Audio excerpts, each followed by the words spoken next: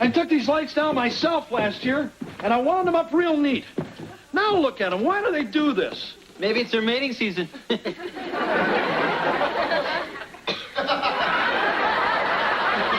there's a guy who really lights up a room. Oh, come on, Wes, cut it out. I don't know, honey. You look very festive. Yeah, I mean, you wear your golf pants in public. What's the difference?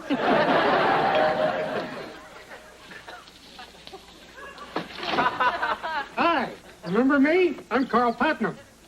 Uh-oh. One of those happy guys. Helping others happily. That's our motto. Merry Christmas, Carl. Come on in. No, never mind. I'll come back later when you're through trimming your husband. No, that's okay.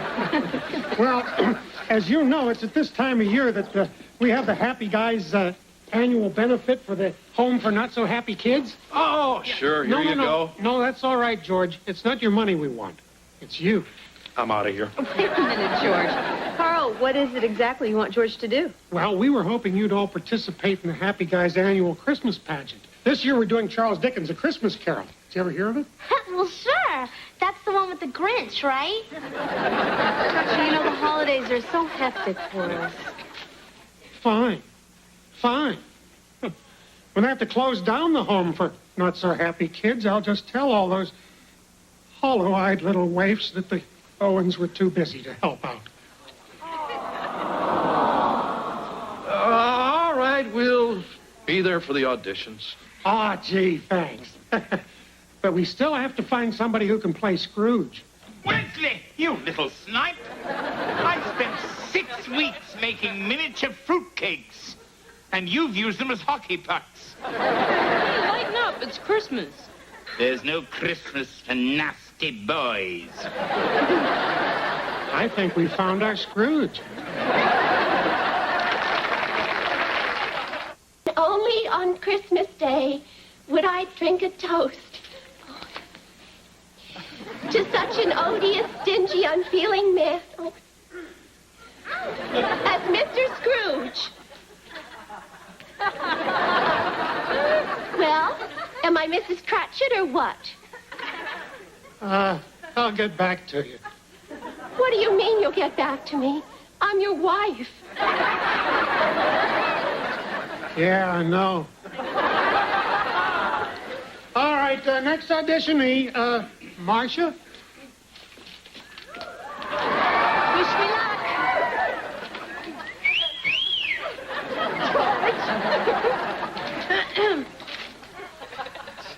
And only. Well done, Marcia. Oh, well done. You'll play Scrooge's fiancée. But I only said 2 words. Yes, but you said them beautifully. You'll also play Scrooge's sister. Thank you. That was easy. All right, everybody, listen up. The cast for A Christmas Carol is as follows. Scrooge will be Lynn Belvedere. Bob Cratchit, Kevin Owens. Mrs. Cratchit, Heather Owens. Tiny Tim, Wesley Owens. Marley's ghost, George Owens. Scrooge's sister and fiancée, Marcia Owens. What's going on? What do you mean, Ralph? Well, when you're giving the Owens family all the good parts. Yeah. Last year you said you'd make it up to me when you passed me over for the sugar plum fairy. And I, for one, am an unhappy gal. And if these gals aren't happy today, we aren't going to be happy guys tonight. If you catch my drift. Count your blessings.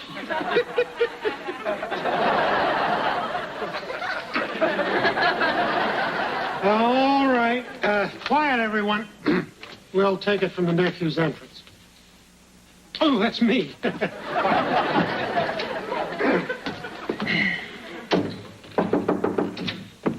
Merry Christmas, Uncle. Merry Christmas. What right have you to be merry? You're poor enough. Ah, but you're rich. What right have you to be Morrissey? The word is not Morrissey. It is morose. Oh, yeah. All right, from the top. Deck the halls with boughs of holly. No, that's not your cue. Can't you guys get anything right? Hey, we're happy guys. Not Fred Waring and the Pennsylvanians. All right, we'll take it from my line about the dinner. Please, Uncle, come. Come, dine with us tomorrow. I should see you in Hades first. Why cannot we be friends? Because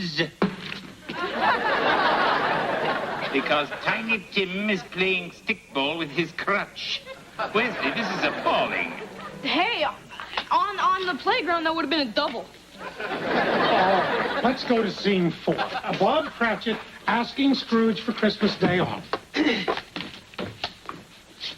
If you please, Mr. Scrooge, tomorrow being Christmas, I was hoping I might have the day off. Deck the halls with clouds of holly.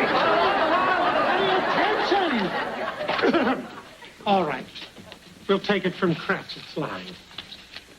If you please, Mr. Scrooge. Seeing that tomorrow is Christmas, I was hoping I might have the day off.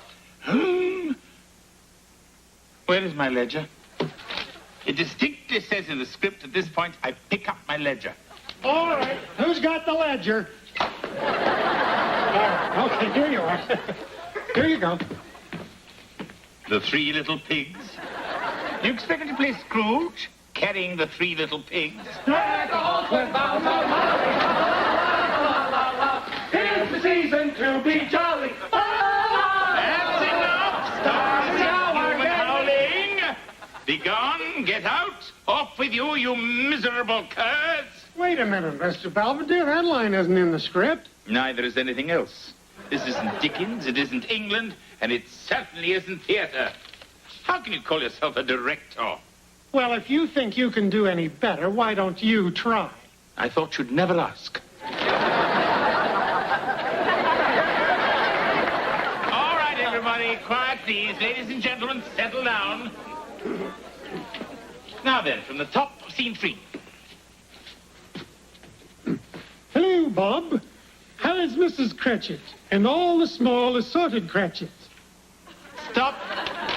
Carl, please, don't affect an English accent. I was only trying to be authentic. Wouldn't you rather be good? Now, once again, please, from Bob Cratchit's line. They're all fine, sir. We have high hopes that Tiny Tim is feeling better soon. He'll be getting into an ambulance if I catch him. Wesley? Sorry, Mr. Big-Time Director. Just trying to keep our worthless selves occupied, sir.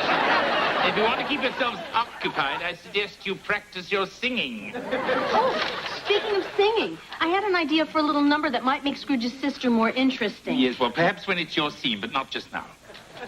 All right, then. Now, please, gentlemen, remember, it is Christmas. It is England. And it is cold. I'm not cold. Me neither.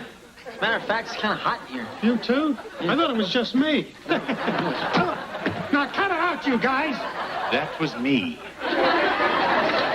And when we say, yip, bye, bye, oh, we're only saying you're doing fine, Oklahoma, Oklahoma. O-K-L-M-H-A-O-M-A, Oklahoma.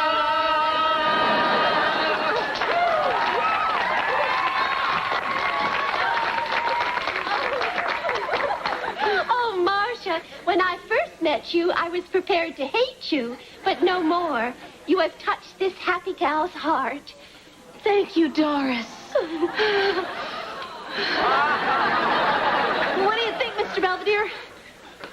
Words fail me. Well, if she can sing, can I tap dance?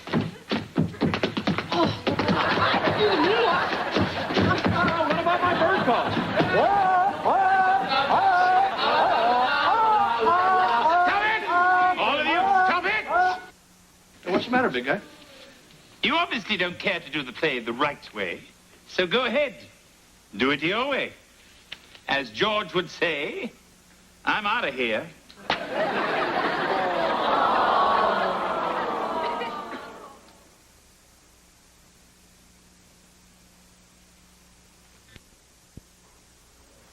on, Wes. We don't want to be late for rehearsal.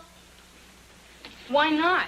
Play's no fun without Mr. Belvedere. I mean, torturing Carl just isn't the same. Well, somebody had to take over directing when Mr. Belvedere quit. Well, yeah, but did he have to make his wife Scrooge? Well, what's wrong with a woman playing Scrooge? I have to play her fiancé.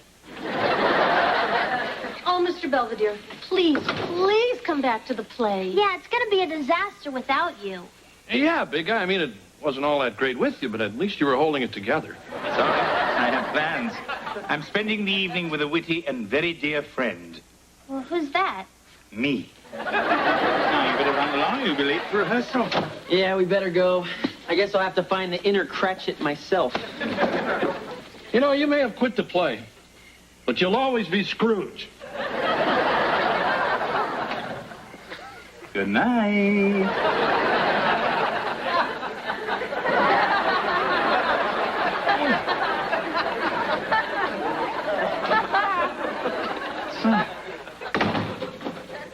I need some rest.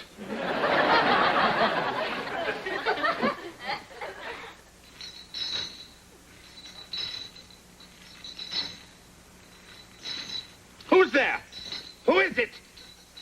Belvedere. George! What kind of stupid prank is this? Ooh.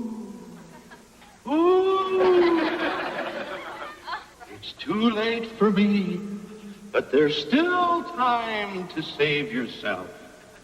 George, this is ridiculous. And why are you wearing such a silly outfit? These are the chains I forged in life, link by link. Get it, big guy? Apparently, it is too late to save me from bad jokes. Now be on your way. Before the night is out, you will be visited by 3 spirits. The first at the stroke of 1. Out! Out! Out!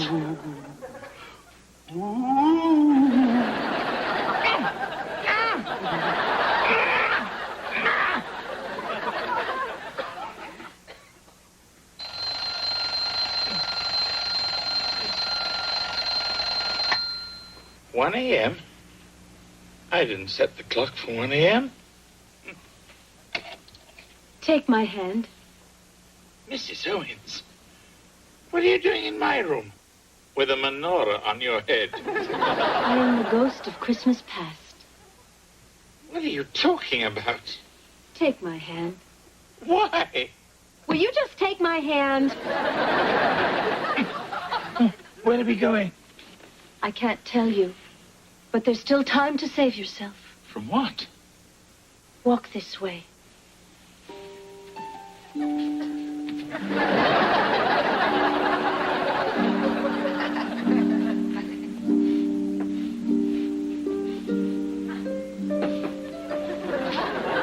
Where is this place? Don't you remember? It's Pennington School. Do you recognize that child? Why, it's me. Master Belvedere, have you completed your punishment? Yes, sir. I've written, I will not throw food at my neighbor 964 times. What about the other 36? But it's Christmas Eve, sir. There is no Christmas for nasty boys.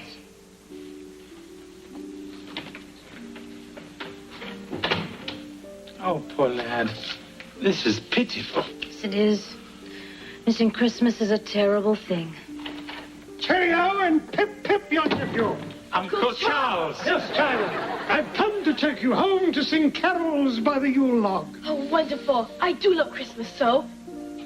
But what's my punishment? We'll fax it. Come along, my boy. It's time for us to go too. But I want to go with them. No. I'm afraid not. Oh, please, please.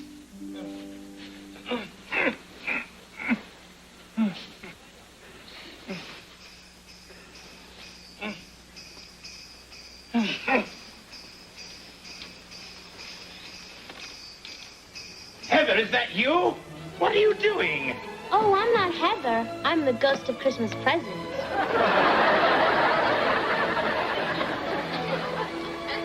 Take my hand. Again with the hand?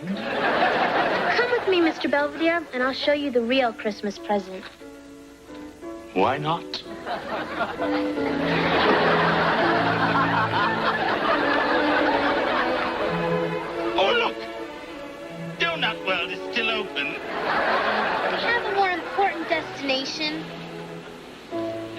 were going to fly, I'd have worn long johns.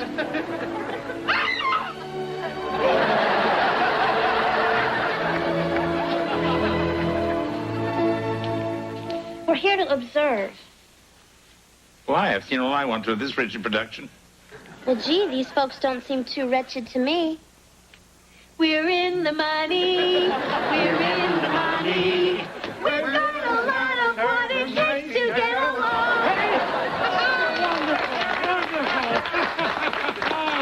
Oh, the poorhouse scene has really come to life. All right, from Scrooge's arrival.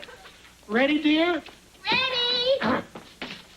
Take it from Bob Cratchit's line. Ah, Tiny Tim. If we only had a really awesome Christmas dinner. I hear you, man. Yeah. What are they doing? The play. Answer the door, Tiny Tim. You got it. Merry Christmas, Tiny Tim.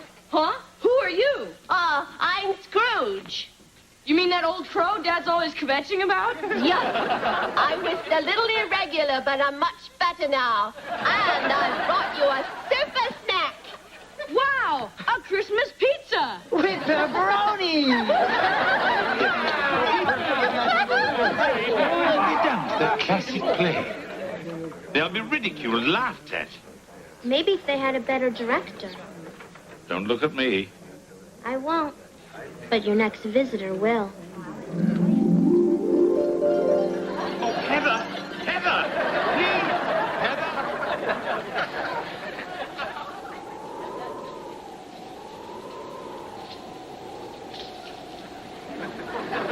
Are you the ghost of Christmas yet to come?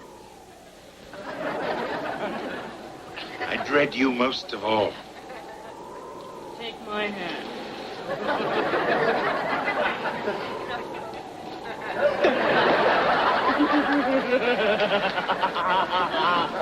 It's time to reveal your future. I'm not sure I want to go in there. I'm not sure I do either.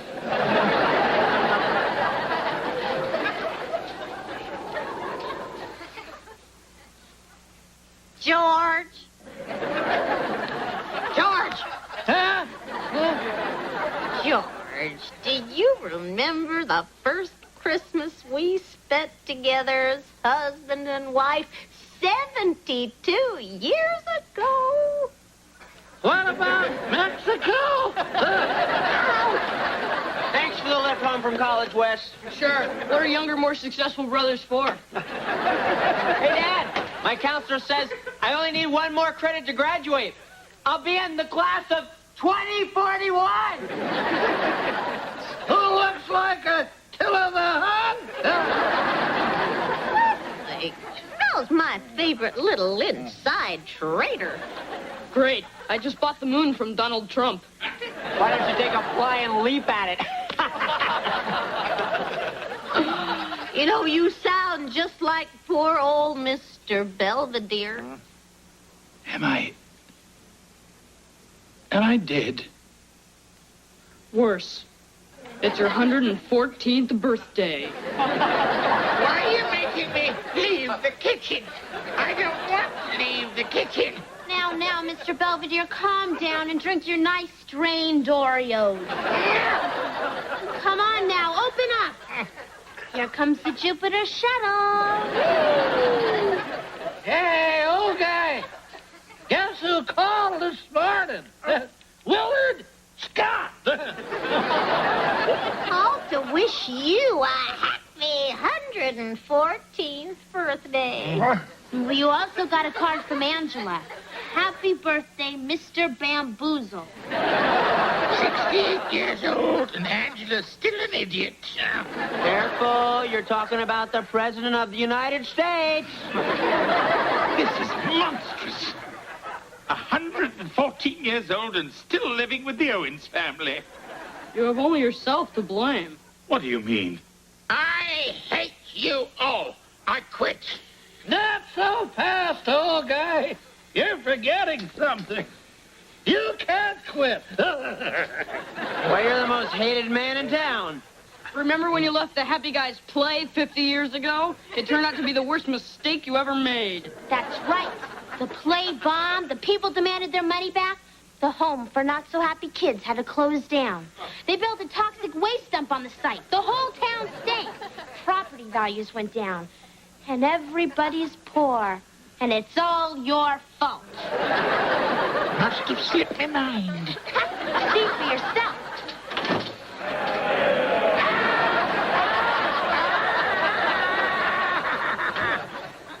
Don't worry, Mr. Belvedere. You'll always have us. Forever and ever. Trapped with the Owens for eternity. Oh, no.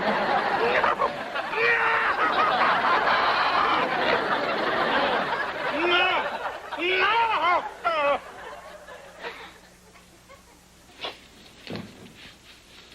I've got to save that play. So Doris was pretty good at Scrooge. Yeah, it was real game of her to grow her own mustache. Oh, my dear Owens family, give me the answer that I pray for. Am I too late? Nah, Mr. Pizza's open for at least another hour. No, I mean, the play. Have I missed the play? The play's not for another week. Oh, wonderful child. Marvelous family. I'm not too late. I'll save the play. I don't have to live with you forever.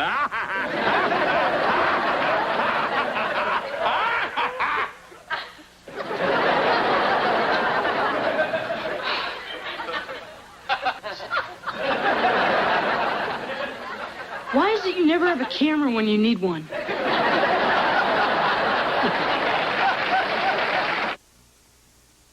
Mr. Belvedere will be right back. 'Tis the night before Christmas, and last night's Happy Guys production was a rousing success. The play raised an all-time high in contributions for the home for not-so-happy kids. Further, it showed me that through the true spirit of Christmas, almost anything is possible. Mike, if I came through here, somebody closed the chimney.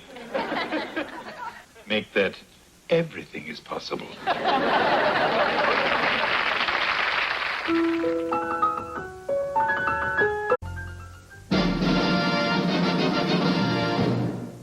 Celebrity midget wrestling. Oh, come on. Can't we watch something good? Oh, none of your slasher movies. I just ate. You know, we finally get a chance to spend some quality time as a family, and all we do is fight about TV. You know, Mom's right. Let's play Monopoly. Nah, Wes always gets the top hat. Well, let's spend our time relating. We can talk about our hopes and dreams and aspirations. I hate that. George, is there anything you do like? Well, since they turned my country club into a bird sanctuary, I've been looking for a good poker game. What do you say? What channel is midget wrestling? Hello, Kevin. Hi, Mr. Belvedere. How's life treating you? Not so hot. I have to take this stupid humanities requirement. The only course left open is India, the subcontinent, 1830 to the present. But Kevin, India is such a fascinating culture. I should know. I live there. Oh, yeah? Well, if it's so fascinating, what are you doing in Beaver Falls? Do you realize how much our language owes to India? While wearing my calico pajamas, I stepped onto the veranda of my bungalow to watch the sun setting over the jungle. What'd you do then? Make a pass at an elephant?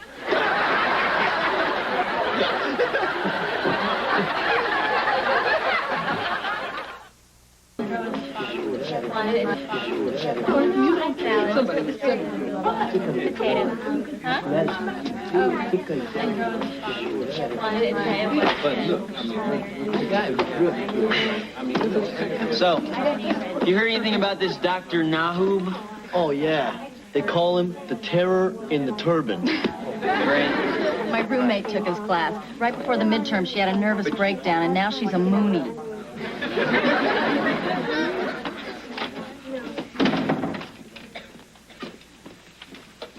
That's not Dr. Nahub. Not unless he had a sex change. I'm Professor Anne Mary Burns. Dr. Nahub won't be returning this semester. While on vacation near Calcutta, he was involved in a minor bus plunge. So, for the next 5 months, I guess you're stuck with me. All right. I mean, I love India. While wearing my calico pajamas, I walked to the veranda of my bungalow to watch the sunset over the jungle.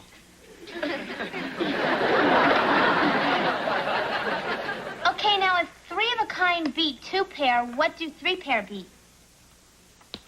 You can't have 3 pairs, you dummy. You only get 5 cards. Hey, Wes, give me a break. I've never played this before.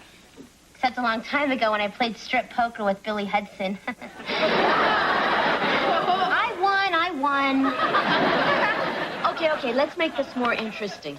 Deuces, red 7s, and one-eyed jacks are wild. And if you get the joker, you win a cupcake. Yeah. Okay.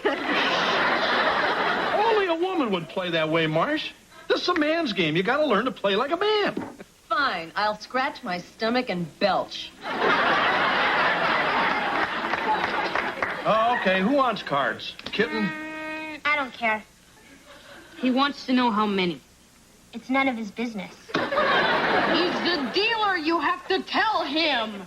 Hey, will you guys knock it off? Okay, I'll take 3.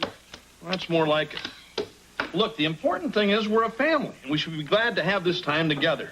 I got 4 aces! What? I got 4 aces! I'm out of here. Tomorrow, we'll cover the role of the goddess in Indian tradition. All right, I've graded your papers, and you can pick them up from Giselle on the way out.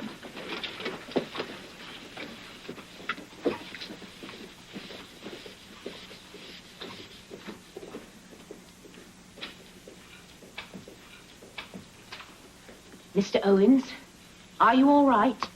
Huh? Don't you want to pick up your paper? What paper? The one you got an A on. I did? Yes. Your essay demonstrated solid research, originality, and a genuine concern for the hungry of India. Yeah, well, speaking of being hungry, are you doing anything for lunch? What? Or maybe dinner. Mr. Owens, are you asking me out? Well, yeah, I thought maybe we could talk about hunger over dinner.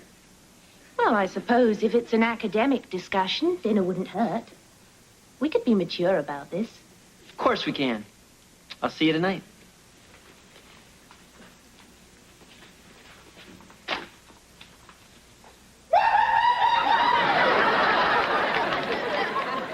You guys realize we've been at this for 3 hours? Come on, George, we're just getting warmed up.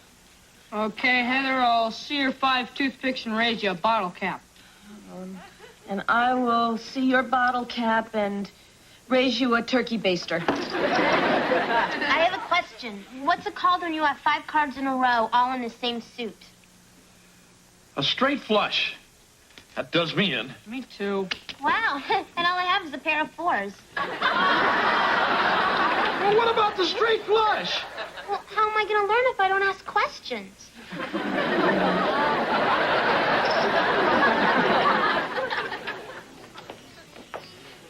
I like this place, Kevin. It reminds me of a little cafe in New Delhi. Have you been here before? Oh, sure. I come here all the time. Oh, then what do you recommend? Kirata Mer, Sabji Moli? The number 1 looks good. Hey there, Sahib. Listen, can we get some silverware, please? If you'd like. Well, sure we'd like. I mean, what are we supposed to do? Eat with our hand? We are? Don't worry, sir. A towel will be provided. A beach towel if you need it. I adore Indian bread and chutney. You can really taste the ginger root.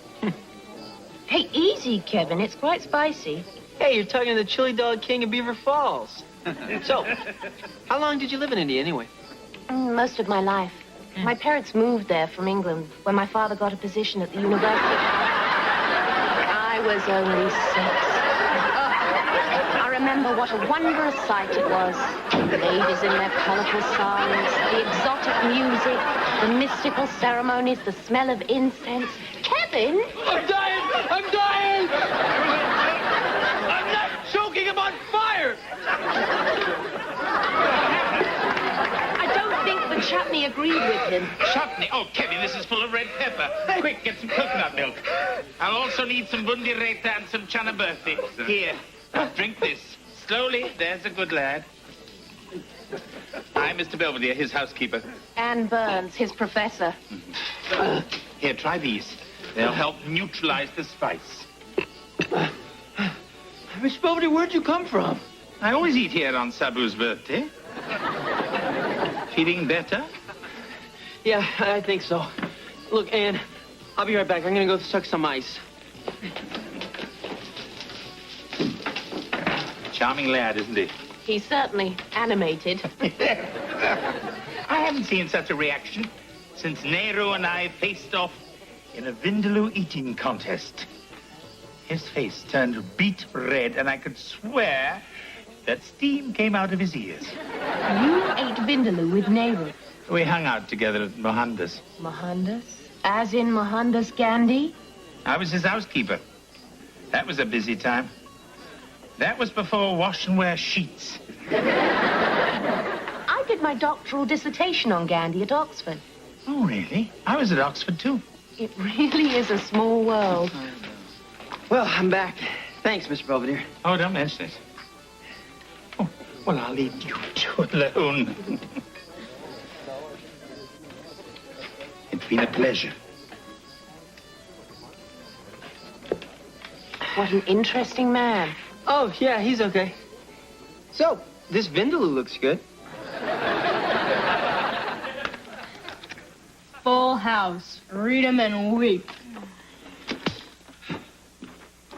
Hey, big guy. Want to join in? Thanks. I have a life. Hey, everybody, look what I bought. Real poker chips. All right. Now we can play for real money. The reds are worth $5, the whites are 10, and the blues are 25. Oh, boy. Kids, I don't think we should play for those kinds of stakes. But I'm tired of playing for toothpicks and cookies. I want to play for something that means something. Hey, I have an idea. Let's play for the family vacation. What are you talking about? Well, every year we all want to go to different places. We argue and end up doing what Dad wants. And what's wrong with that cabin up on Lake Kitchikou? It's 10 feet from the highway. And there's no John. And we all have to sleep in the same bed. Okay, this year we won't take Belvedere. Not good enough. Boys, you are taking me to the Bahamas. Deal, Buster. Oh, hi, Miss Belvedere. Kevin? Listen, I wanted to thank you for helping me out last night. You know, Anne thought you were a real hero. In fact, she couldn't stop talking about you. I am a conversation piece. And you're classy. And frankly, having a housekeeper like you only makes me look more sophisticated and debonair. Yes, like living with Fred Astaire. Well, anyway, it's really nice to know you're always there for me. I have only your best interests at heart.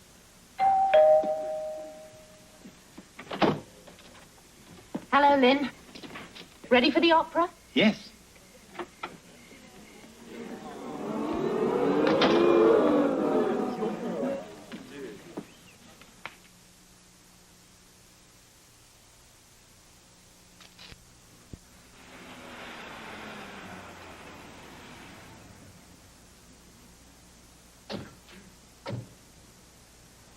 So a reporter said to Gandhi, "Mr. Gandhi, what do you think of Western civilization?"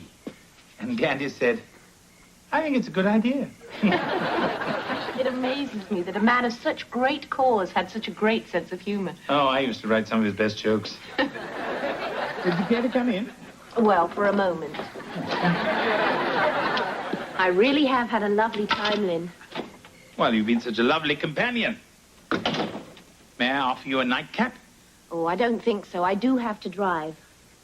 Oh, I didn't mean alcohol. I was going to offer you a cup of tea. I don't know. It is getting rather late. And I have some ho-hos to go with it. Now you're talking. So, have a nice time? Kevin, are you all right? Oh, sure. I do this stuff all the time.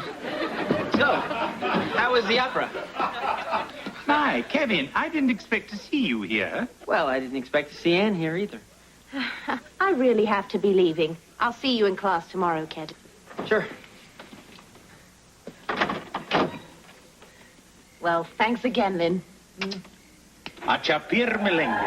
Acha Pierre Milenge. What was that all about? Achapir melengue? Oh, it's simply Hindi for see you later, alligator. Oh, really? Oh, come now, Kevin, don't give me that look. We were just two alumni out for an evening. You were the one that was spying on me. Me? Spying? I wasn't spying. What do I have to spy about? Exactly. Anne had a free ticket to the opera, and I had a free evening. All right. As long as you understand, you were just a fill-in, a second choice, a poor substitute. Oh, I understand. But I'm not sure that Anne would agree. As you can see, Indian movies tend to musicalize their subjects. This is from the Indian remake of The Nutty Professor. Well, until tomorrow, Acha Pir Velenge.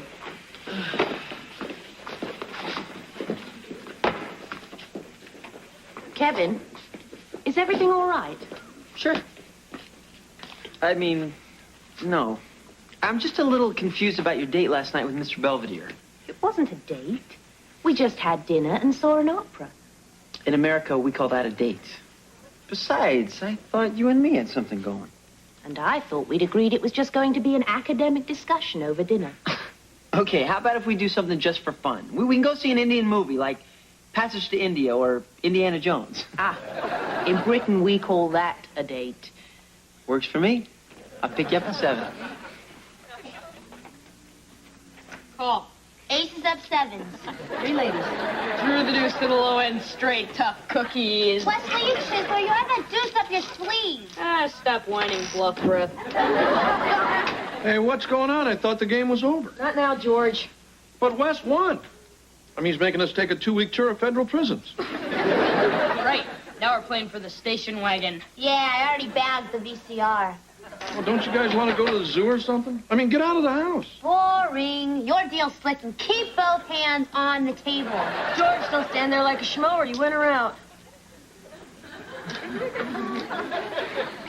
Listen, I'm sorry again about old Calcutta.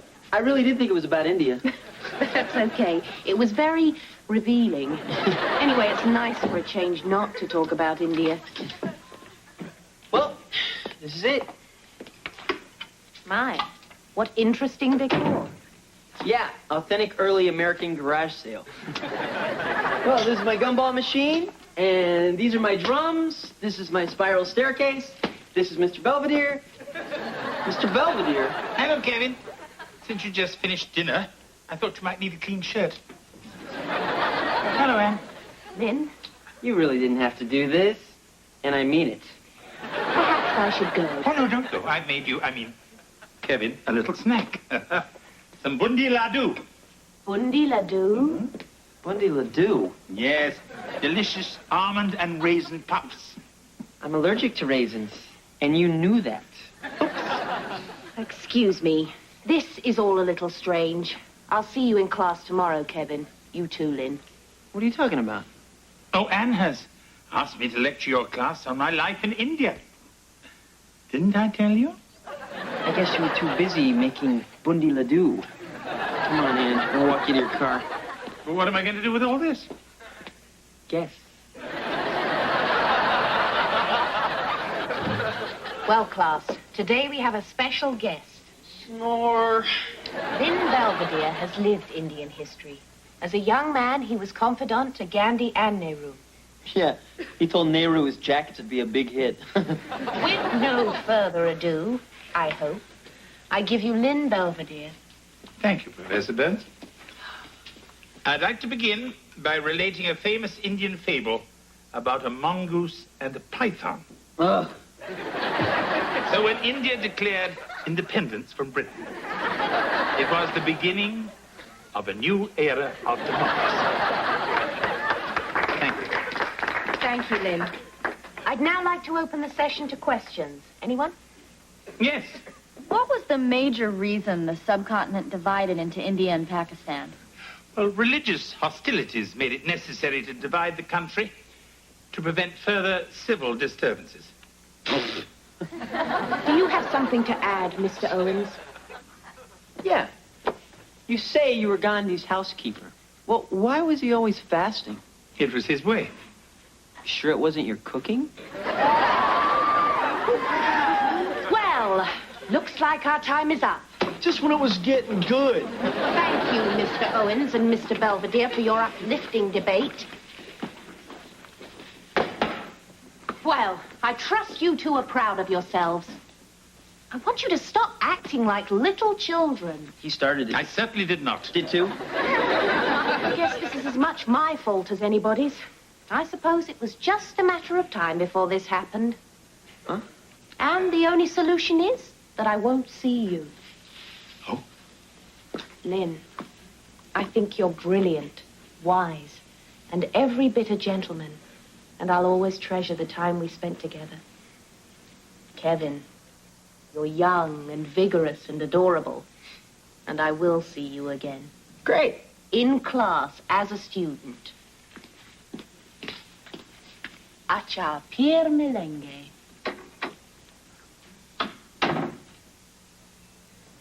Thank you.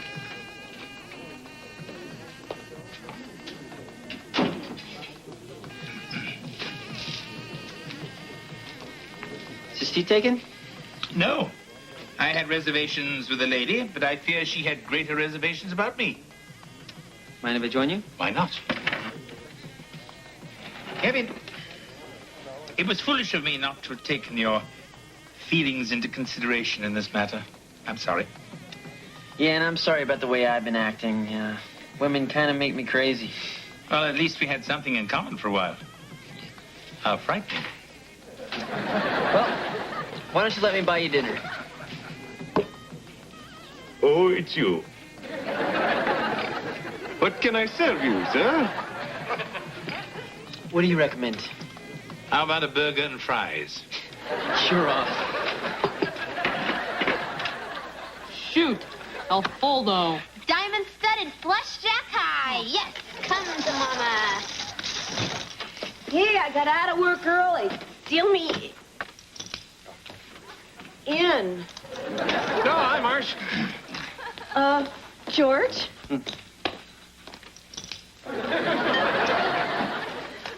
Who are these people? Zeke and Fingers. Fingers? Hey, nice looking broad. Hey, can she make me a sandwich? What? Okay, suckers, name your poison. Anaconda. Spit in the ocean. Chicago, high spade in the hall. Sounds good, sister. Right. George, I don't like this. This is my living room. Oh, it makes a better poker parlor. And guys like these are always looking for a place that won't get raided. What about the kids? Oh, don't worry. The kids love Zeke and Fingers. Hey, I'm going to get a brewski. And what about you kids? Oh, sure. And one for the babe. All right. Hey, you look at my cards, you're going to sleep with the fishes. Capiche?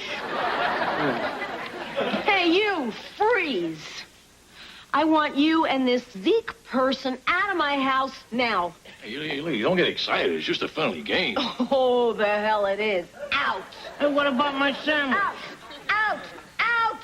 Hey, I had a full boat. Yeah, we'll sail it into the sunset. What about a pickle? George, what in the world got into you? Well, what in the world got into you? I start a friendly little family game, and the next thing you know, I'm living with the Cincinnati kid and her kittens. You set this all up, didn't you? Well... You thought we were going too far, so you did this just to make a point. Well, now you spoiled all of our fun. Yeah, and I didn't even need Belvedere to do it. Pretty sneaky, Dad. I'm impressed. Come on, kids, let's clean this up. This is the Vice Squad. We got your house surrounded. Come on, put your hands up. You're a little late, big guy. But nice try. Thank you, George. Incidentally, 2 men in bad suits are stealing your car.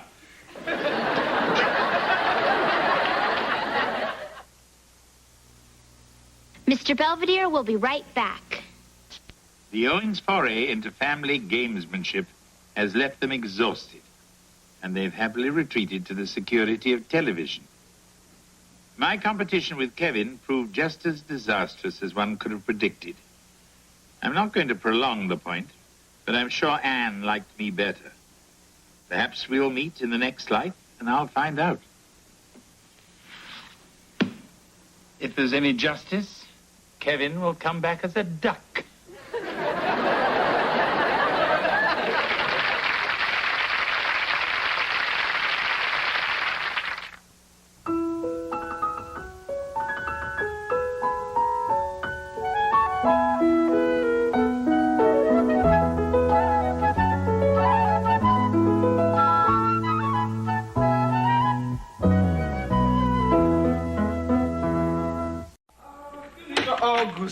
Augustine. Ach, du liebe Augustine, ja. So, Carl, I take it you had a good date with that German stewardess. How can you tell? Well, usually you come in singing Eleanor Rigby. Look, Ilsa is one hot lady, and she's nuts about me. We're going out again tomorrow night. Ooh, 2 dates with the same woman? Wow, shouldn't the local news be in on this? You've never seen me operate, but now that we're roommates, you're in for quite an education. I'd rather have half the rent. Take Ilsa, for example. Now, last week was date 1, the icebreaker. Tonight was date 2, the sensitive dinner. Uh-huh. And what's date 3?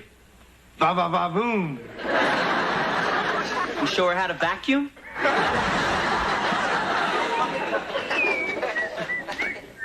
Oh, boy, I hope after all this work these cookies sell at the bake sale. Why didn't you just ask Mr. Belvedere to make them like last year? They were gone in 10 seconds. That's because he ate them all. Well, how are they coming along? Not that you could ever make cookies like Mr. Belvedere. I wouldn't be too sure.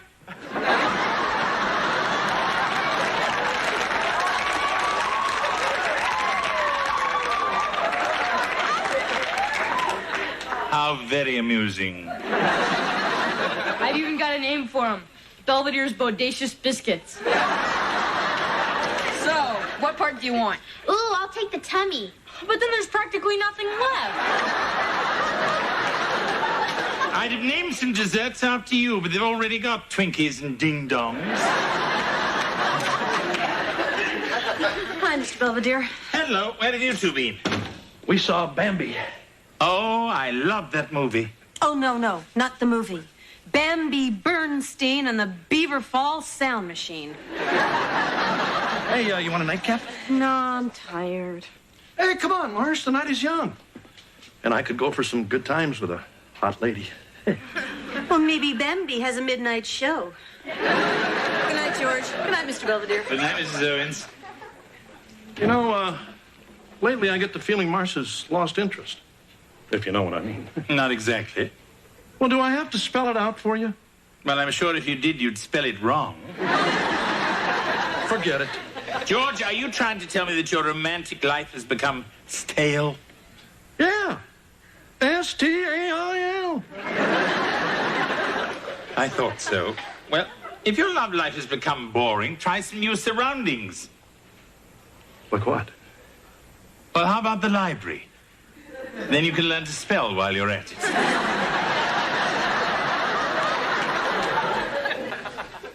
Hurry up and change clothes. Ilsa's coming over. Carl, I'm up to my elbows in kitchen glove. Then I have to fix Mrs. Cicchini's radiator, and then I have 2 finals to study for. She's bringing her roommate for you. Wait, yeah, but I gotta change clothes. So, what's her name? Ava. She works with Ilsa. You mean she's a stewardess? Yep. All right. So where are we gonna take her? Oh, look, Kev, this is my 3rd date with Ilsa, and you know what that means. You finally pay? Look, I'm taking Ilsa back to her apartment, and you can take Ava wherever you want. It's them.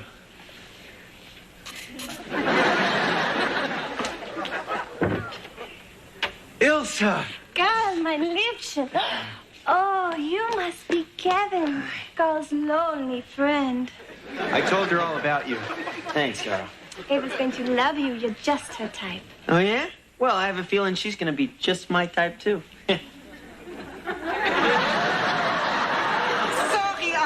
right. But I had to fight some Dummkopf over a parking place. The weightlifting training really paid off. Das ist Eva. Oh, boy. Hey, your cookies were a big hit. What are you talking about? I sold all 6 dozen at the bake sale. One lady bought 2 to keep crows out of her garden. Well, at least it's all over. Not quite. Why are you baking more of those ridiculous cookies? I'm going to market you worldwide. What? Belvedere's Bodacious Biscuits. By the time I finish covering the town with these, you'll be more famous than Amos.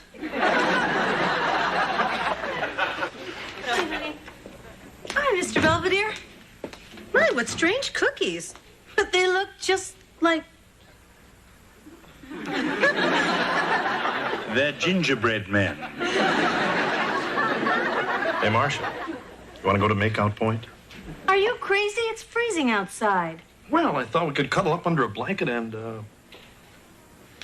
Never mind.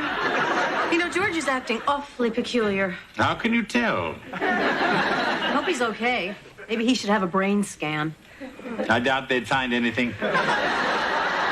Anything wrong, I mean. What's his problem?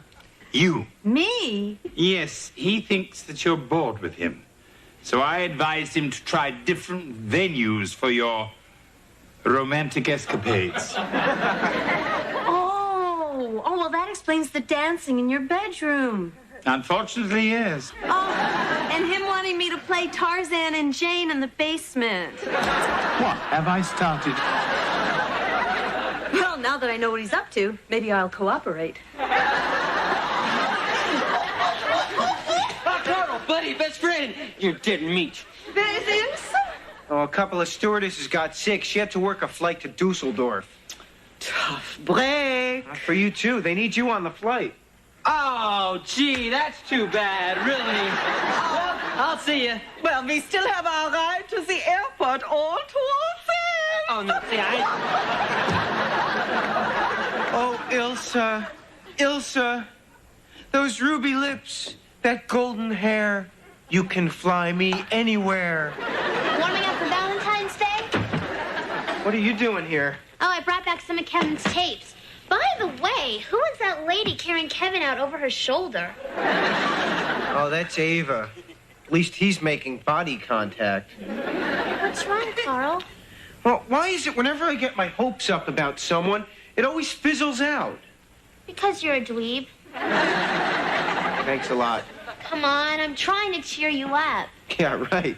Look, whenever I'm down, I try to think of something really great. Like, Bruce Springsteen jumping off stage and sweeping me up in his arms and carrying me away. At this point, that doesn't sound half bad. Come on, let's go for a walk. Grab a slice of pizza. I don't take charity. I'm buying. I like anchovies.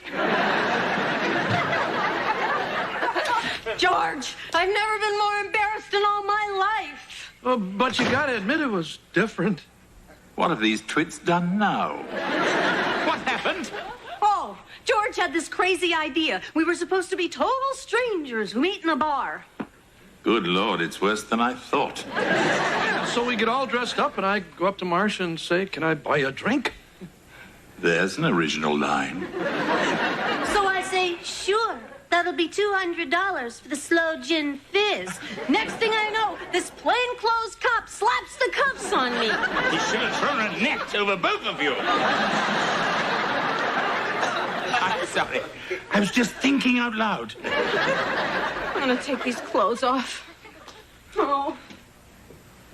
I'm sorry I got you into trouble. Hey, it beats falling asleep to Johnny Carson.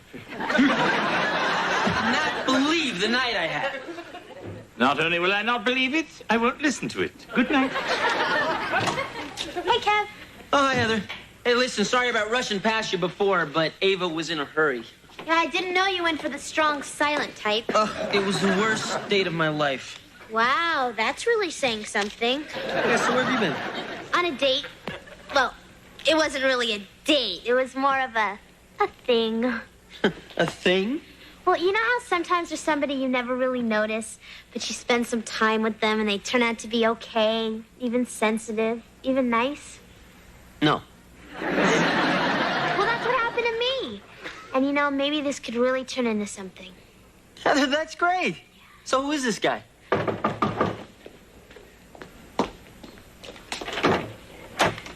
Here you go, Heather. You forgot your purse. Oh, thank you, Carl. I don't know what I'm going to major in when I go to college.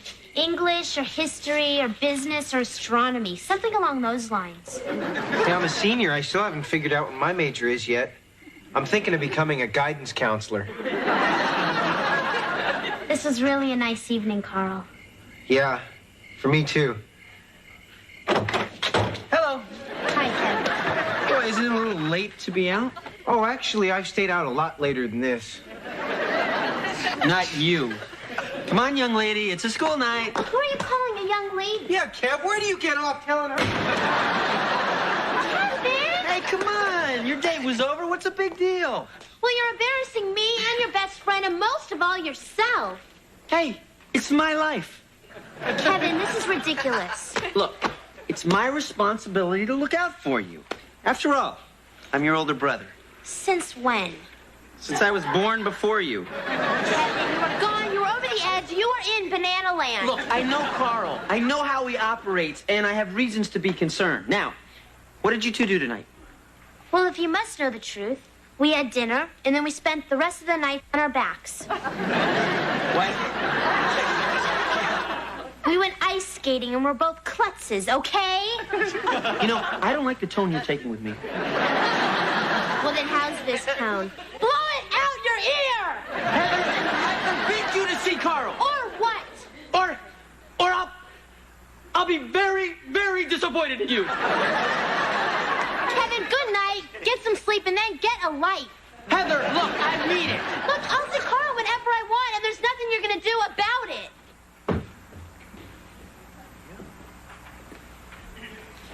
Okay, now if you can guarantee worldwide distribution, I think I can get Don DeLuise to be our spokesperson. Sorry, wrong number. You just hung up on the president of Nabisco. What kind of nonsense is this? It's not nonsense. I almost had to deal with Keebler, but they were afraid you'd give their elves a hernia. I'm surprised you didn't call Pillsbury.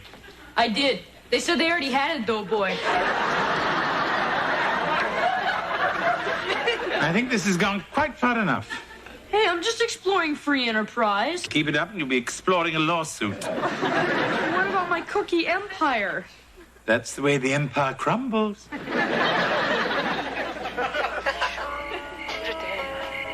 Oh, George, this is so romantic. Yeah. Nothing like a drive-in movie where they don't speak English. Now we really don't have to pay attention.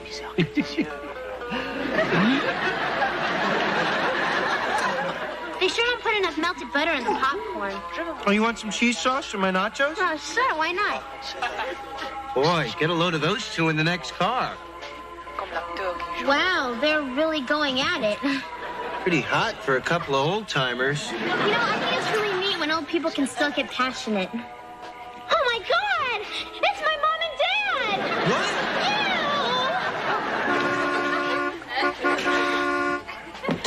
Hey, you big jerk, will you get...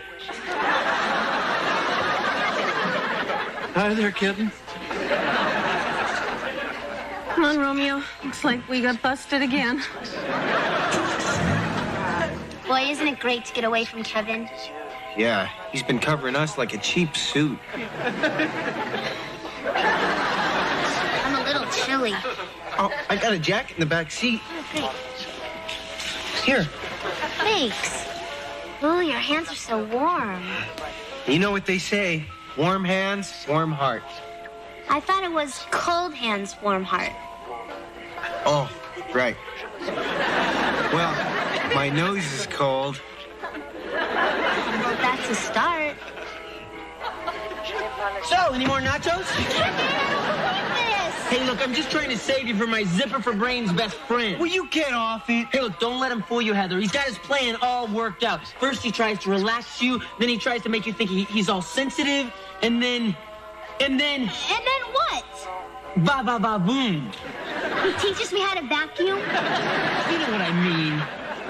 Okay, Kevin, you're right.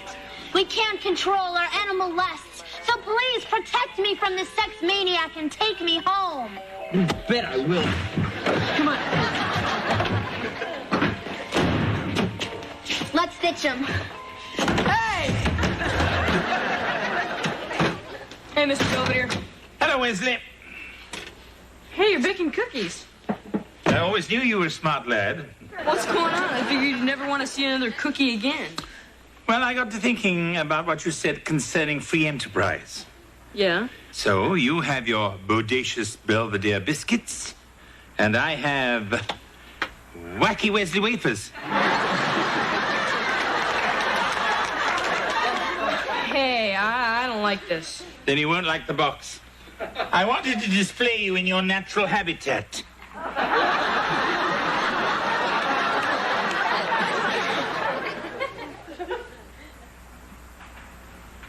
What's that say? Kevin is acting insane. Oh, I thought it said Kevin is anti-mame. This is ridiculous. We can't even talk to each other with Kevin around. Hey, you know, I haven't seen him in a while. Well, wherever he is, he's probably listening. I am not. Well, no snakes in there. Listen, Heather, I'll be upstairs if you need me. I'll get us some sodas. Better get 3. Oh, hi, Mr. Owens. Hi, Carl. Look about the drive-in the other night. Oh, don't worry about it. That's why people go to drive-ins. Except for me and Heather, of course. We were brushing up on our French. Forget it. It's just Marcia and I can never seem to be alone. I know what you mean. Hey, I know the perfect place where you could be alone. Oh, yeah? Hey, where are they? Oh, Heather and Carl, where'd they go? they made me promise not to tell you. All right, here's $5. A promise is a promise. A 10 spot is a 10 spot. They went over to your place. What? They figured it'd be the last place you'd look. Oh, trying to fool Kevin Owens, are they? Well, somebody is in for a big surprise. Yeah, and it cost him $10. Mission accomplished. Great work, Wes. Hey, it was a snap. I mean, we are talking Kevin here. Hope I'm not too late.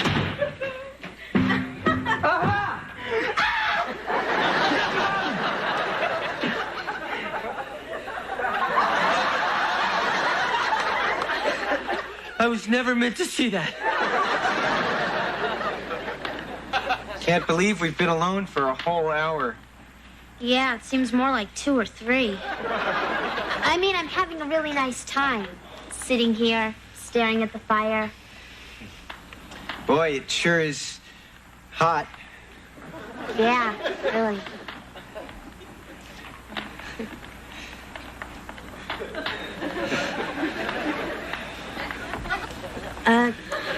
Carl, do you get the feeling we don't have all that much to talk about? Well, what do you mean? There's the fire.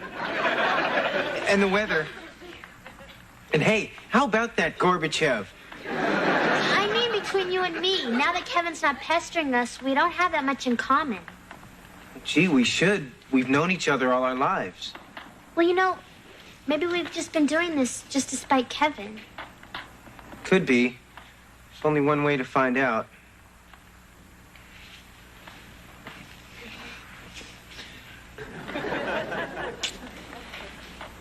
Oh, Carl, Yeah? that was awful. For you too? You know, maybe we're better off just being friends. Yeah, that's not a bad deal. Not bad at all. Do you want to watch some TV? Sure.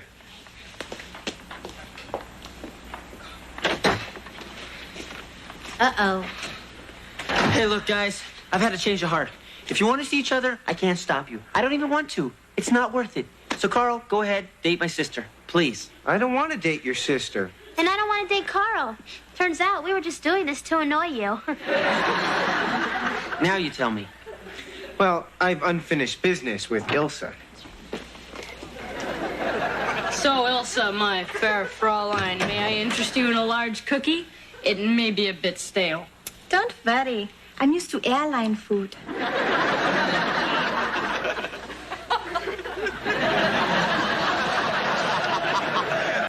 My advice to George seems to have worked, albeit in a roundabout way.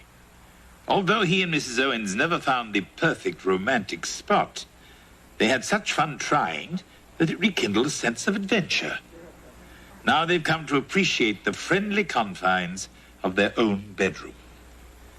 As for the cookie wars, Wesley and I have called a truce. We've decided to dissolve our businesses.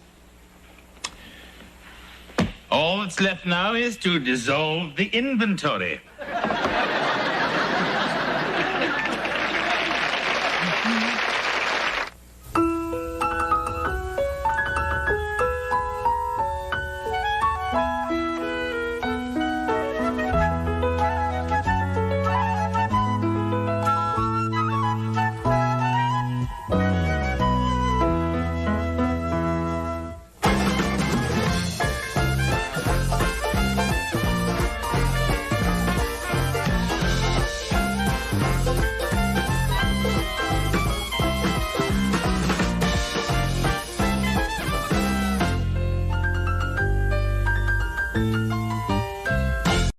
Hello, everyone. Lynn! Hello, Ralph. Hi, Lynn. Gotcha. What's new? Hopefully those lemon crullers. Well, it looks like it's feeding time at the zoo. It must be, Luan. You're out of your cage. Do you want me to put these in a box, or are you just going to stand over this tray and graze? Oh, lovely. Lemon crullers from a sourpuss. Oh, what do you know? Tart remarks from a limey. You two, you're better than the Roadrunner and the Coyote. Here you are, Lynn. Thank you. Oh, come over here. I want to show you something. Oh, Ralph, it's not going to be another of those practical jokes. No, I promise. Oh, good. My eyebrows are still singed from the last one. No, this is more of a tribute to my best customer, Lynn Belvedere.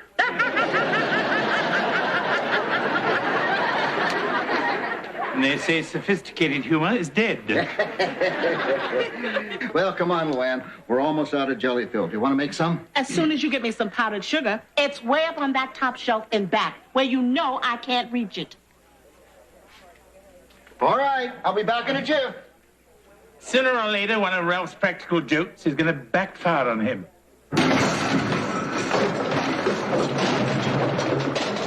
Maybe sooner than we think.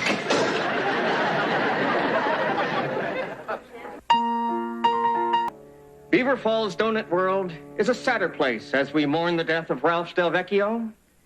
He will be missed by all of us here today, especially his loyal customers. Ralph Delvecchio welcomed everyone into his humble shop until that fateful day when he was buried in an avalanche of powdered sugar and rainbow sprinkles. By the time I got to him, he was just laying there with a glazed look in his eyes. Now to say a few words in Ralph's memory is a man who loved his donuts more than any man ever loved donuts, Mr. Lynn Belvedere.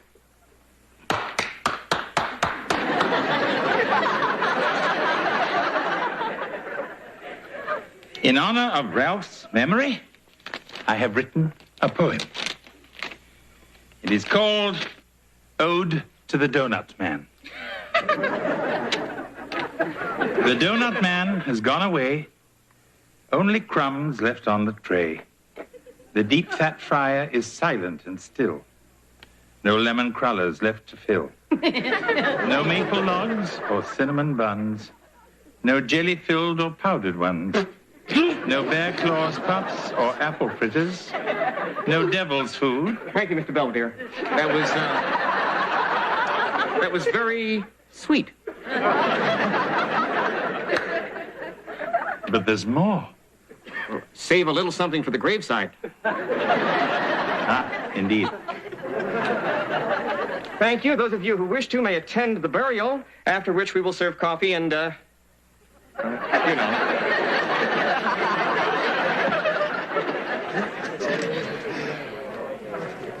Mr. Belvedere, that was lovely. Yeah, real food for thought. Well, Lynn, that was some send-off you gave old Ralph. I never knew you could speak that way. You mean in verse? No, with your mouth empty. Well, at least Ralph is in a better place. Obviously. You're not there.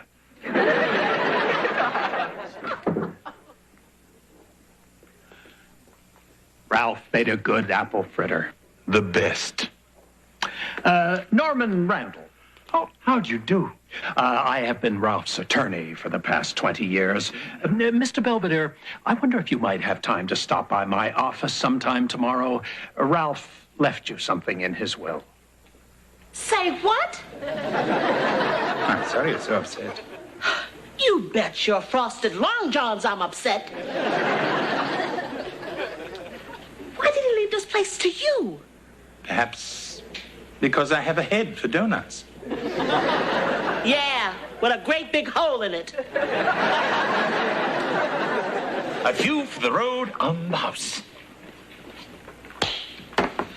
You trying to fix a ticket or just run us out of business? You've been on my back ever since I took over. Well, look at you. You stroll in here late, you give away half our merchandise, and you eat what's left. I have 2 words for you. Make donuts. You don't want to hear the 2 words I have for you. You are the most difficult, exasperating, contentious. Hello. Belvedere, Luann? Yeah, we stopped by to see how things are going. Plus, Heather threatened to make breakfast again. Oh, everything's just fine. Fine. Well, then why are the veins in your neck bulging out? They're trying to keep up with the rest of him. Yeah, you sure spent a little time down here. Why don't you go home? No. There are certain things I have to take care of. They've been taken care of are the 4 basic food groups: fried, glazed, powdered, and sprinkled. Yeah. Here, have some of my special double chocolate donuts. Come on, you can eat them on the way to school. What do I owe you? Oh, no charge. We'll just put them on Ronald McDonald's tab. Hey, thanks, big guy. Now who's giving away the store? That's different. They're my donuts. My donuts. My donut store. My donuts. My butt. That's it. I've had enough of your sass. You got that right. I quit. Oh, no. You're fired. I can run this place very well by myself, thank you. You're welcome. You know what Luann did today? She quit. How did you know? Word gets around. If I never see that woman again, it'll be too soon. Okay, who wants hot apple pie?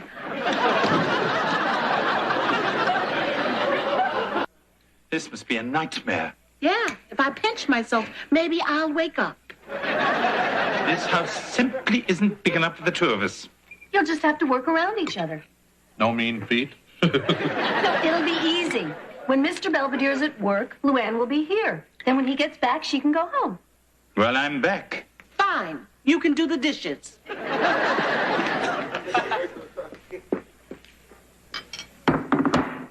You sure made a lot of food. Breakfast is the most important meal of the day. Why is that? Because I said so. Morning. All right. Good morning. Wesley, get that plastic vomit off my plate. Those are cheese grits. Oh, well, I just wanted a root beer. Root beer? Is that the kind of breakfast you let your daughter have?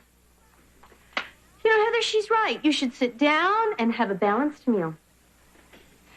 Well, I'll see you tonight. Bye. And where do you think you're going? Oh, to court. I have to argue a case. Not on an empty stomach, you're not. Oh, Luann. Don't all Luann me. You just got finished telling her to have a balanced meal. Now, was that a bunch of hooey or what?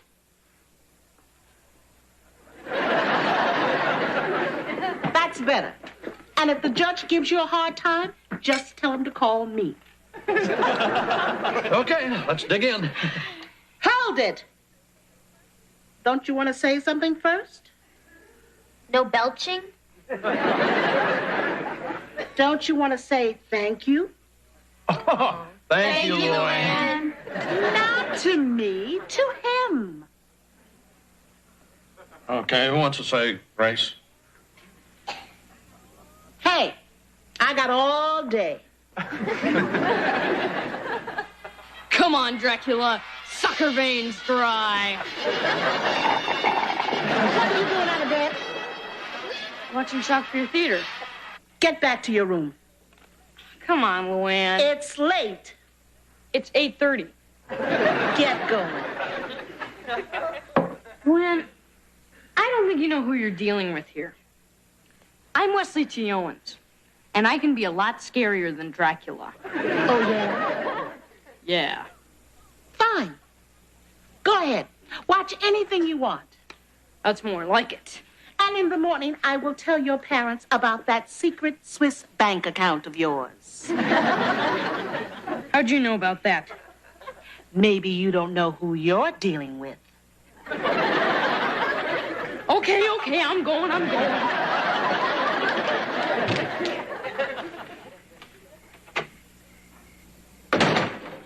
Good evening. It was till you arrived. Ah, it's awfully quiet. Have you killed everyone? No. I worked them, fed them, and put them to bed. Oh, come now. You expect me to believe that after one day you've managed to control this family? Oh, impossible. And where do you think you're going? I want a cookie. You've already brushed your teeth. Now get back to bed.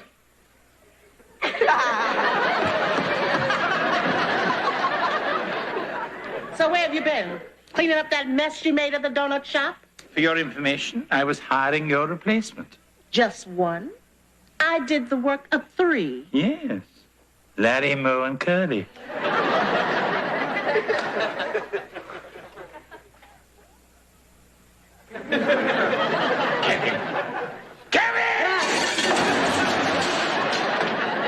You are supposed to be working. I was taking a break. The way you work, what's the difference? Hey, look, for 75 cents an hour, I don't have to take abuse. Customers will be pouring through that door any second. Now, you got the hang of that machine? Yeah, it's no problem. My first batch should be draining by now. Well, let's have a look.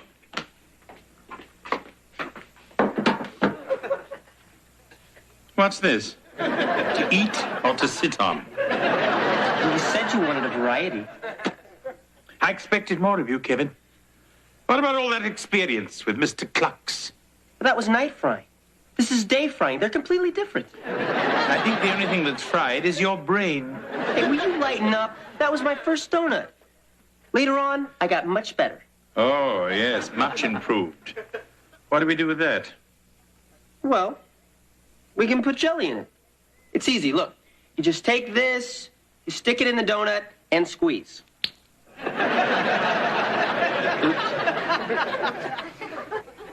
No problem. Hey. I didn't want to waste a napkin. Well, let's forget about the jelly filling.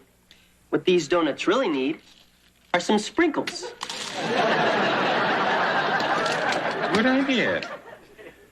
But let's not forget the powdered sugar.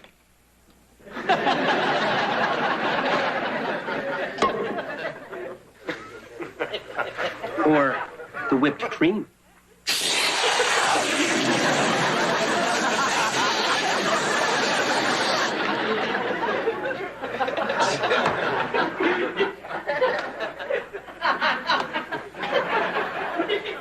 Or the chocolate frosting.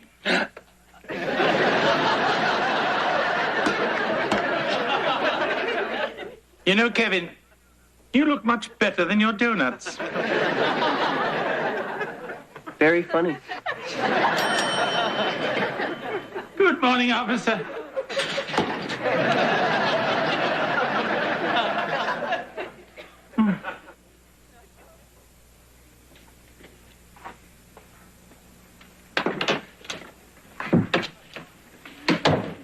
Oh, hey, Mr. Belvedere. Hello, Wesley. What can I do for you? I'm very busy. But there's nobody here. Well, they're all in the bathroom. Where's Kevin? He doesn't work here. Why not? Creative differences. Oh. Can I have a donut? Well, only one. You see, they're going like hot cakes. Maybe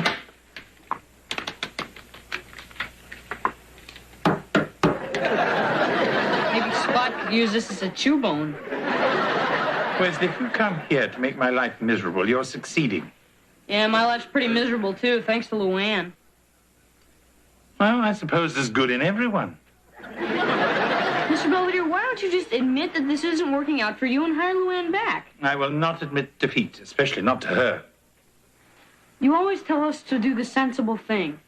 Don't you think you should practice what you preach? I will not be lectured to by a teenage psychopath. Now, if you'll excuse me, I have some donut holes to glaze. I'll take a dozen. Dad needs some new golf balls.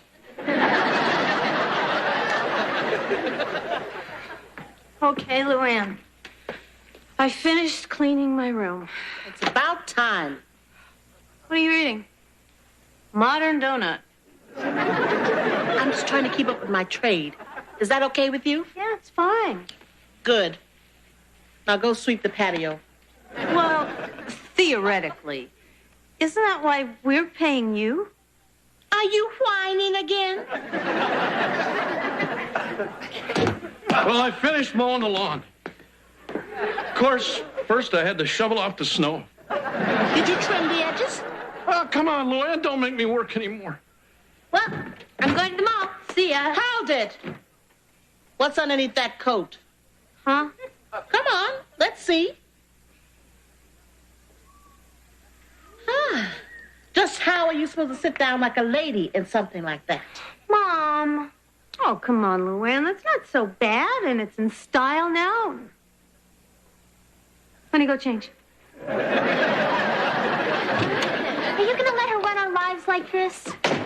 You know, I never thought I'd say this, but I wish Belvedere was back. Me too. Well, I just went to see him, and he wants to come back, but he's too stubborn to admit it. And I think Luann wants to go back to Donut World. Well, maybe if we got her and Mr. Belvedere together, they could work things out. Or kill each other. Well, either way, we win. Look, maybe she'll just mellow out. Dinner in 5 minutes, if you pass fingernail inspection.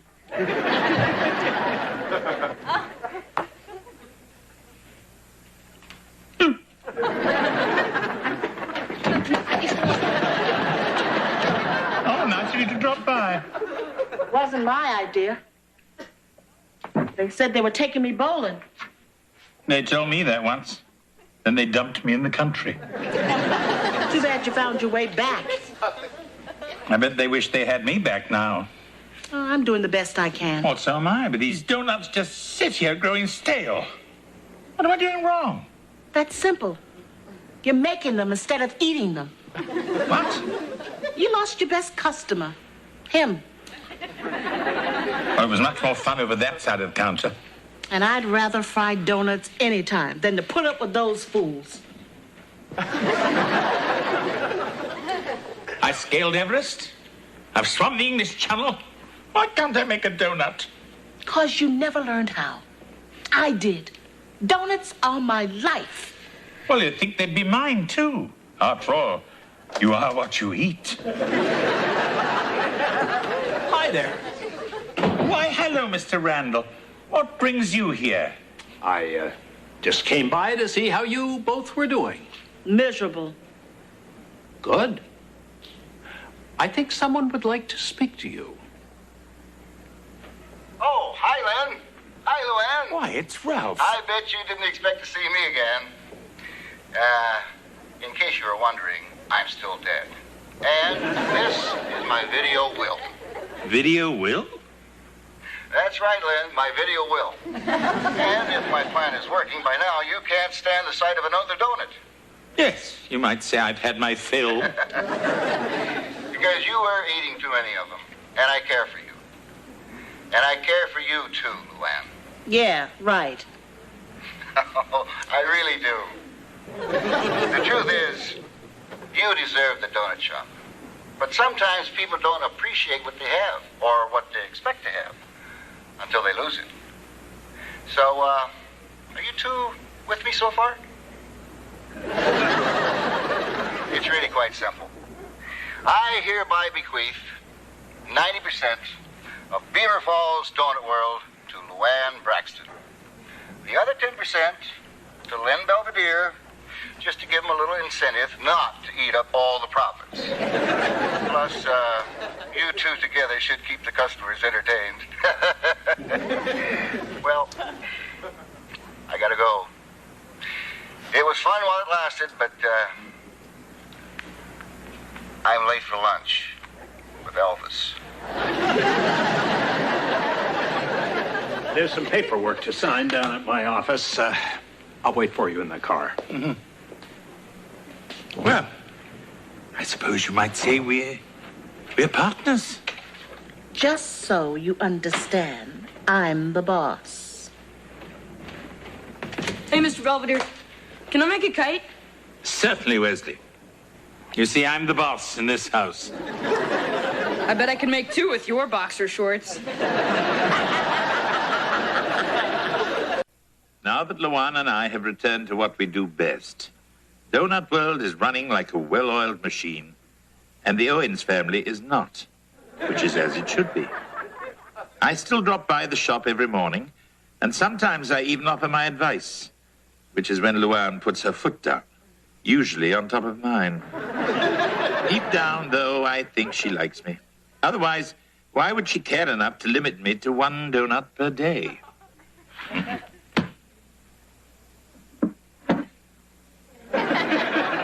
Then again.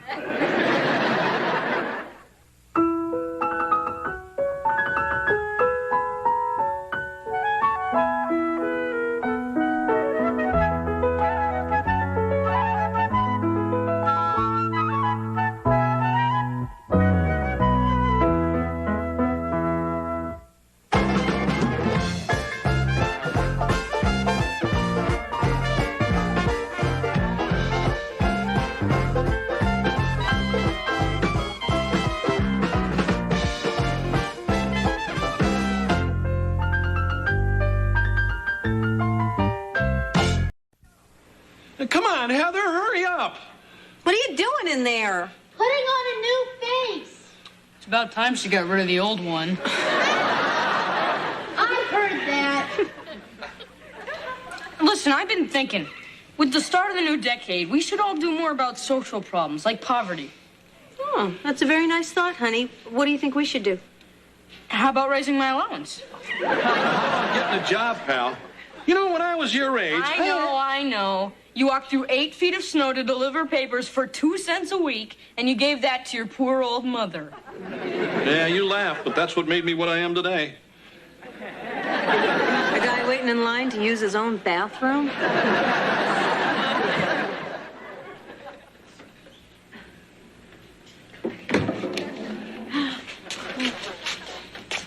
Morning, big guy. Greetings, pilgrims. What's going on? This is Thanksgiving dinner. And I'm Miles Standish. Welcome, Pocahontas, to our feast. It isn't Thanksgiving, it's breakfast. What's the matter with you anyway? What's with the turkey? Oh, I'm sorry, George. I must have been thinking of you.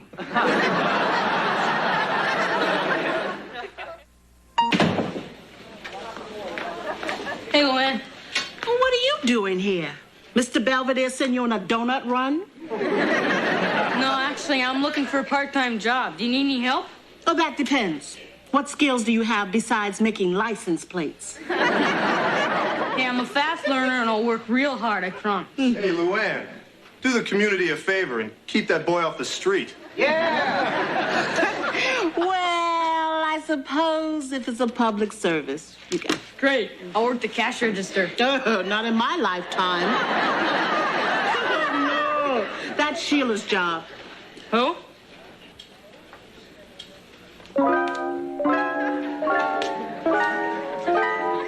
Hi. Hi.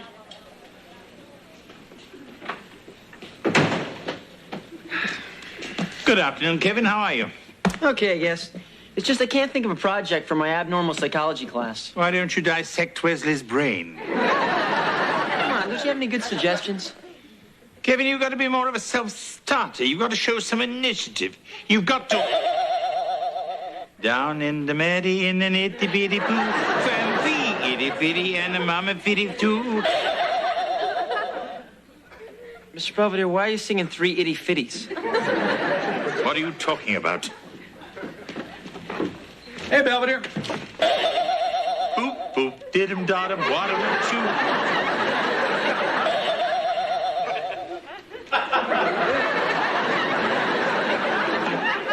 I must find my journal entry of exactly 7 years ago.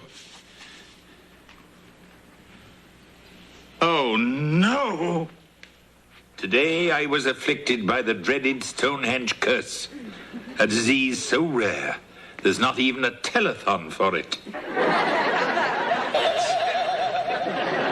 Ahmed, fetch me my camel. I have a desert to conquer. I'm John Silver. I'm Little Miss Muffet. Will you marry me? No, I don't want a crumb in my bed. What are you two doing now? Oh, it was my idea. See, if we entertain the customers, they'll stay longer and eat more. Mm-hmm. You've been goofing off for 3 days. Now get to work. My mom never wants me to have any fun. All moms are like that. I think they sign a pledge. You just have to work around it. How? Well, come over to my house tonight. We'll say we're doing homework. Okay, I'll tell you you're helping me with my French. Bien sûr, mademoiselle. Merci beaucoup. Gee, and it won't even be a lie. Hello, everyone. Hey, Belvedere. You're not going to start singing or anything, are you? I know I have been acting oddly, and I think you're entitled to an explanation. Full moon? Oh! Actually, you're rather close, George.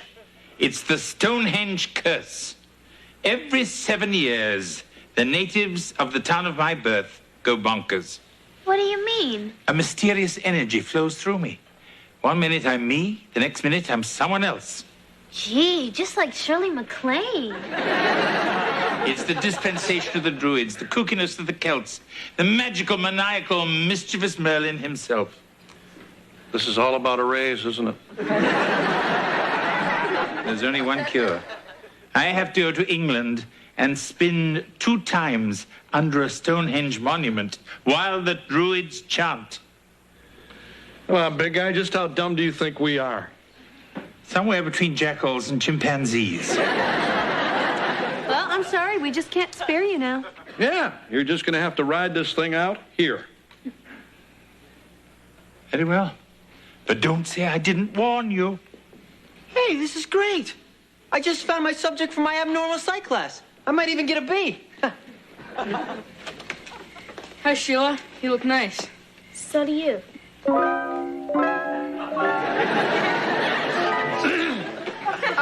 Everyone, this is Sheila, Luann's daughter. Sheila, this is my mom, my dad, and my alleged sister, Heather. Nice to meet you all. Anyway, we're going to be singing very much. I think it would be more appropriate for you to study in the kitchen. Yeah, that way if you get the urge, you can nibble on something. Right. Come on, Sheila. Qu'est-ce que c'est? C'est un patat? No, patat is how they say potato in Canada. In France, they call it a pomme de terre. Are you sure? Hey, Mr. Belvedere, have you ever been to France? Has the Emperor Napoleon ever been to France? I am France. Allons, enfants de la patrie, le jeu du roi est arrivé. Go, baby, go! Where is my Empress? I must see Josephine. She's upstairs cleaning a jar. Come, Jacques. We must gather the troops and liberate her from her porcelain prison. Oui, oui. Allons! Gee, Mr. Belvedere's really insane, isn't he? Yeah. Your turn.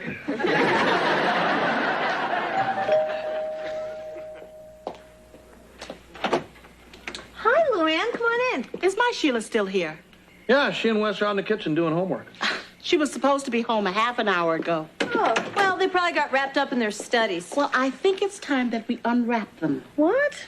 They've been spending an awful lot of time together. Oh, come on, Luann. They're just friends.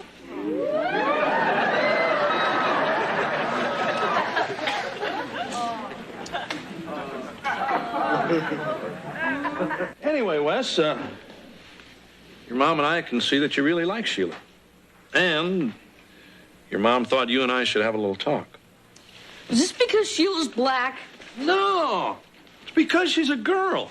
And when boys and girls get together, stuff can happen. Like what kind of stuff? Guy stuff. I know you have urges because you have all that tetrazzini. Tetrazzini? Yeah, male hormones. Dad, that's testosterone. Right. And it's because of stuff like that that guys want to do other stuff. And if they don't do the right stuff, girl stuff can happen. Do I make myself clear? Isabel. Thanks, Dad. Sure, kid. Hey, I want you to know you can come to me with anything, anytime. Great. Maybe next time we can talk about sex.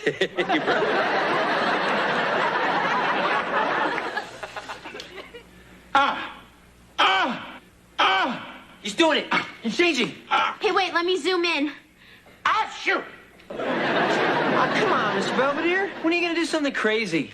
I'm talking to you, aren't I? Hey, you seen Josephine lately? How about those pilgrims? Really, I think this is quite enough. Come on, I need you to go bonkers. Maybe I'm not going to. Maybe I'm cured. But you haven't danced around Stonehenge. Well, I've been taking a lot of vitamin C.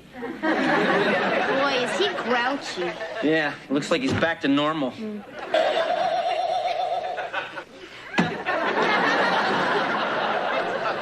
If I hurry, I can head them off at the pace.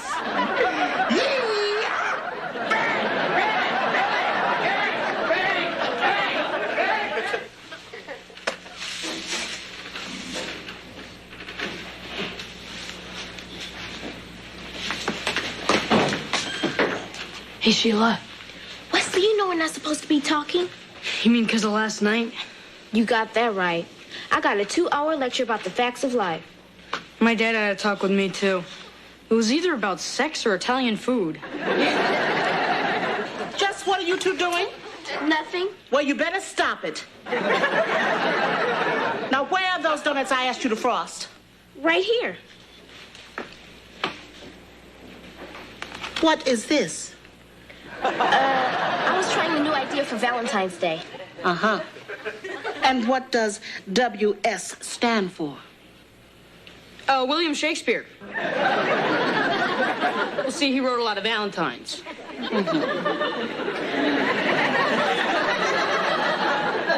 It wouldn't happen to stand for Wesley and Sheila, would it? So what if it does? What's the big deal?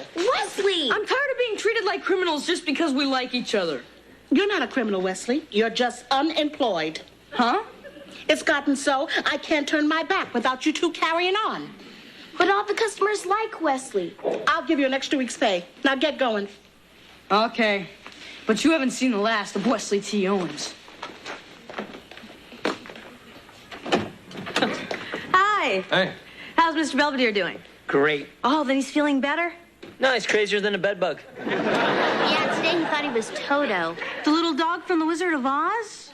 We caught him trying to jump into a picnic basket. You're home early. Gwen fired me.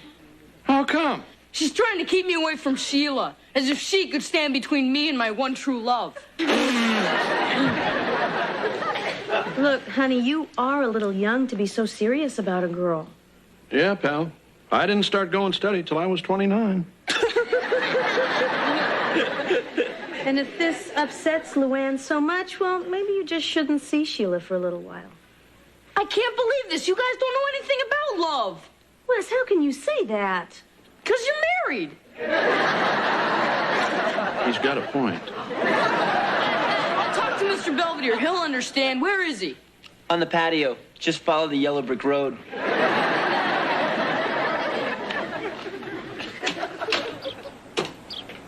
This is so unfair. All Sheila and I want is to be together.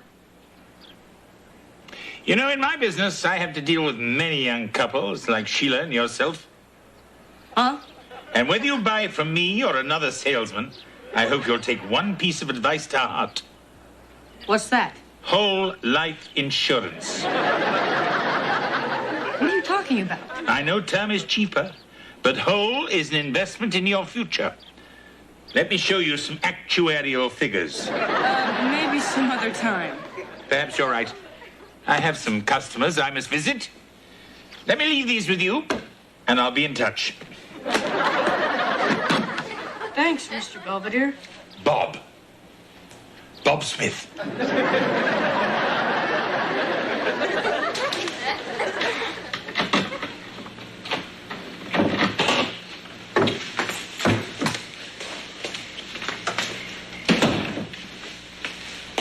Finally, we're alone. I just know my mom's gonna walk in here any second. Trust me, this is the last place she'd look for you.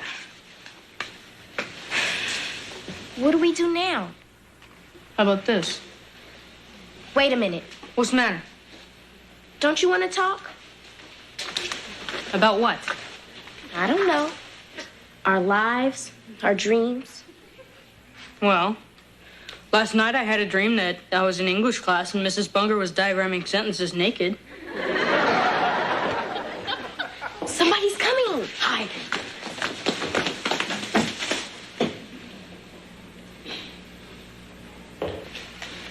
Follow me.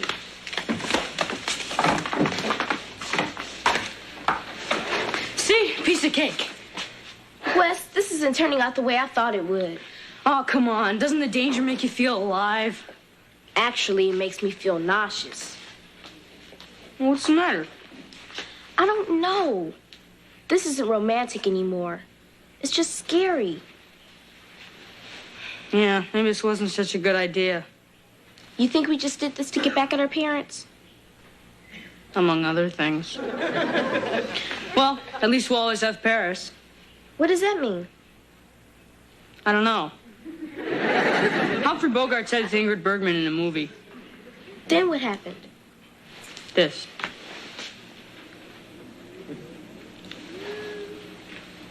Come on, I'll take you home. So Sheila and I are going someplace you'll never find us. I hope you're satisfied. P.S. Please tell Mr. Belvedere I went with Mutual of Altoona. What the hell does that mean? Who cares? Your son dragged off my daughter. Hey, don't blame Wes. You drove them to it by saying they couldn't see each other anymore. I was just trying to keep my daughter away from that monster.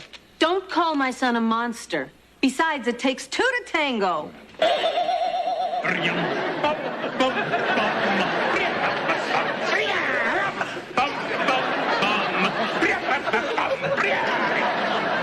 kind of nut house is this? Hey, guys. Wes! Sheila, get away from that boy. Young man, where have you been? Yeah, let's have it, Wes. Okay, fine. We went to the Beaver Falls Motel. What? I told you that child was a monster. He is not. He's kidding. Mom, we ran away to Donut World. Then we realized that was dumb and we came home. Sheila and I like each other, but we're not doing all the things you think we're doing. You're not? No. She wouldn't let me. Wesley's a gentleman. And I'm my mother's daughter. Well, maybe I did overreact a little. Maybe I'm just afraid my little girl is growing up. I'm sorry, honey. Mom? What, baby? Can Wesley have his job back? Well, I guess so. Thanks. Can I have a raise? Don't push it. I'm sorry I call Wesley a monster. That's okay. He's used to it. Night, Sheila. Good night, Wesley. Sweet dreams. Good night. Look, Wes, I know you were upset, but you had no right to scare us like that. I'm sorry, but I couldn't help it. Why? It was my tetrazzini. I'll explain it to you later, Marsh.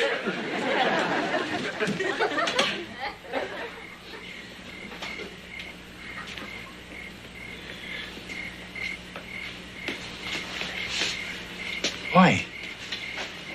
It looks just like Stonehenge. We had to do something to get you back to normal. And there are druids in the forest, too. There are? Oh, druids! Can we hurry this up? I'm being followed by Blitzen. So go ahead. You're supposed to spin twice under the monument. Yes, that's true, but what about the Druid song? No problem. I picked up the sheet music at the mall. Yes, it's a new store called Druids and Things. Okay, big guy. Start spinning.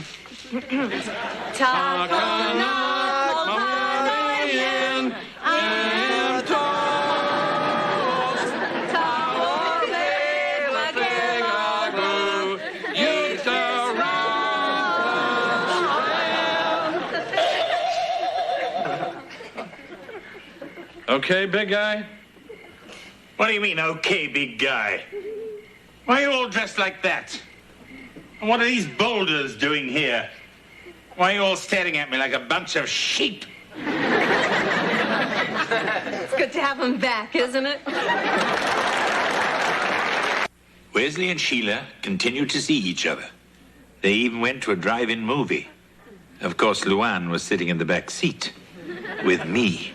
At least she bought a dozen donuts. I was quite touched that the Owens went to such lengths to lift my Stonehenge curse. Using those phony monuments, they deceived the powers that be and triumphed over an age-old affliction.